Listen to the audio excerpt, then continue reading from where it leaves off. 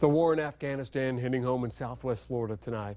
Army Staff Sergeant Marc Scialdo of Naples was one of 5 Americans killed in a helicopter crash there. And as 4 in Your Corner's Julie Salomone shows you, he served our country proudly. I spoke with friends and family today, and they describe Staff Sergeant Marc Scialdo as a fearless soldier, more willing to give than take. Chuck Schumacher cherishes the smiles in the photographs. Everybody loved Marc. I think you would be hard-pressed to find anybody who didn't like Marc.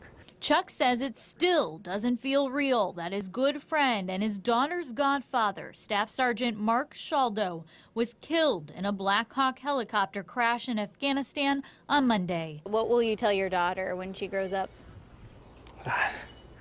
A lot. I'll tell her a lot. Chuck says Marc served 8 years in the Army in both Iraq and Afghanistan. He was proud to serve his country, but his friends were even prouder. He was probably the best of everything.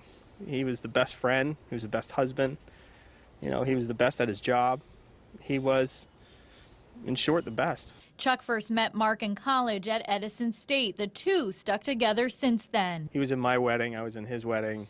He was like an extension of family. Over at Marc's old high school, St. John Newman in Naples, teachers still remember his smiles nearly 15 years later. The smile said it all. He was just such a joyful, fun kind of guy. A lot of spirit to whatever he did. Elizabeth Bennett taught Marc Spanish his sophomore year and points to his yearbook picture and a quote next to his name that tells us all Marc was well aware of the sacrifices soldiers make. Sometimes you're only here a short time, but you make a big impression, and Marc was like that. The flag now flies at half-staff in honor of the 31-year-old soldier. And pictures of Marc serve as a reminder that the price of freedom is paid for by those in uniform.